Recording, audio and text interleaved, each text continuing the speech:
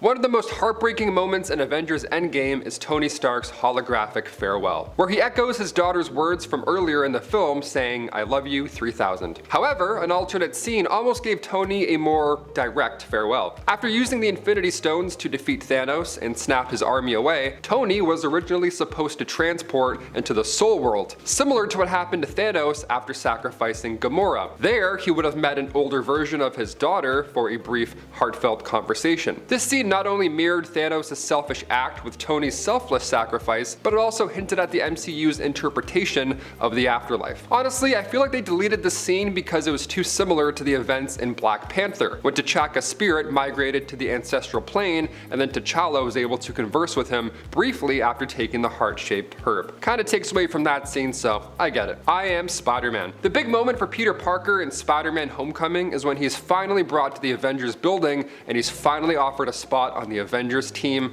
by none other than Tony Stark. He denies a place on the roster though, desiring to be a friendly neighborhood Spider-Man for the time being. However, the original plan was for him to actually get out in front of that press conference and make a statement similar to Tony when he revealed his identity in Iron Man in 2008. Following this, Peter would have wrestled with the challenge of his identity more, and inevitably writers decided to not go through with it. While I'm sure it would have made a funny moment mirroring Tony's actions, it makes a lot more sense that Peter remained anonymous. Spider-Man No Way Home. Though Daredevil's appearance in Spider-Man No Way Home was relatively minor, a deleted scene could have significantly impacted Matt Murdock's future. Now, according to the direct, the deleted scene here shows Matt Murdock defending Peter Parker against the Department of Damage Control, asserting that Peter has nothing to do with this missing technology. Now, this scene not only strengthens the connection between Spider-Man and Daredevil by giving Murdock more screen time, but it also subtly hints at Daredevil's involvement later in Armor Wars, a plot that we already know revolves around missing Stark technology. While more screen time for Matt Murdock would have been fun on paper, the movie had places to be. We have Willem Dafoe on set waiting, okay? We've got to get moving, guys. Sorry, Daredevil. You had 3 seasons, okay? Enough's enough. Captain Marvel. While it may not have significantly altered the MCU's timeline per se, a deleted scene from Captain Marvel could have subtly changed the film's third act reveal. According to Cinema Blend, this scene featured the Kree warrior Yondu meeting with the Supreme Intelligence, who appears as the person he loves and admires the most. This person would be himself. This self-reflection would have exposed Yondu's prideful and arrogant nature much earlier in the film,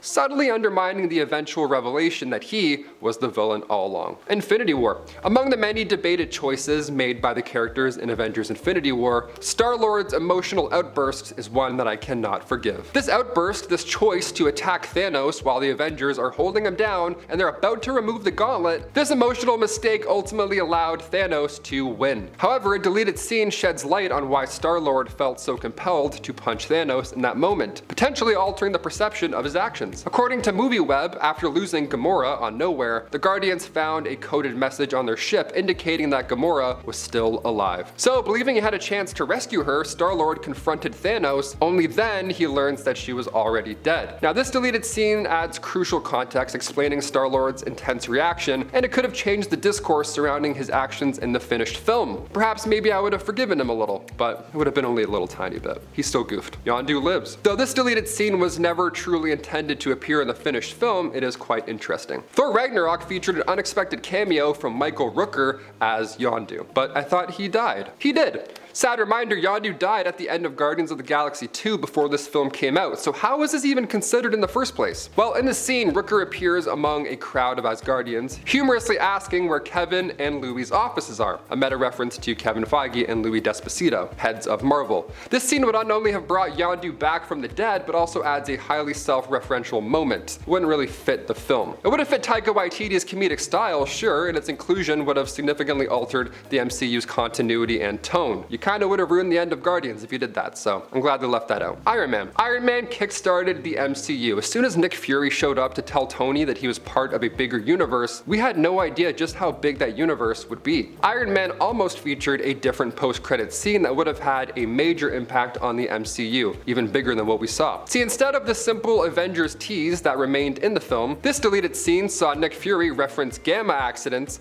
bug bites, and mutants. Mutants, like the X-Men. This is crazy. These are clear nods to the Hulk, Spider-Man, and the X-Men franchise that came before. However, since the rights to both Spider-Man and the X-Men didn't rest with Marvel at that time, and the characters weren't set to appear in the MCU for many many years, it's fortunate that this scene was cut out. It would have undermined Marvel's long-term plans from the very beginning of the franchise. We would have wanted something completely different than what we got, which was gold. Avengers Age of Ultron. Though Avengers Age of Ultron is often considered the weakest of the Infinity Saga's team-up movies, an alternate ending could have made things much worse for both the film and the franchise. In this alternate ending, a slightly different team of Avengers would have suited up. Quicksilver would have survived multiple wounds, and Captain Marvel would have made her MCU debut. This would have been the end of the film. Quicksilver's survival would have significantly altered Wanda's story and her arc in the MCU, and introducing Captain Marvel with a brief cameo in Phase 2 would have caused major changes to the Marvel Cinematic Universe's development and narrative progression. It's also something I can't stand about Marvel, where the end of the movie is just a better teaser for what comes next. It's like, we shouldn't want to see what comes next. We should just want to enjoy the movie and sit and go home, yada yada. Miles Morales. Following Peter Parker's MCU debut in Captain America Civil War, Spider-Man Homecoming allowed Tom Holland to truly stretch his little spider legs. In addition to introducing characters like Aunt May, Mary Jane Watson, and Flash Thompson, this film also featured Donald Glover's Aaron Davis, who could potentially become the Prowler. Comic book fans know that Davis is the uncle of Miles Morales. This isn't a secret by any means. So this sparked theories about Miles' eventual debut in the MCU. And while Miles has yet to appear to this day, a deleted scene from Homecoming did hint at his existence in the universe. After being webbed to a car by Spider-Man, Aaron phones Miles and would apologize for missing a prior engagement. Now, given the success of Spider-Man Into the Spider-Verse, fans are still eagerly awaiting Miles' live-action arrival in the MCU. I think we're gonna get it in Secret Wars. I think Into the Spider-Verse is gonna end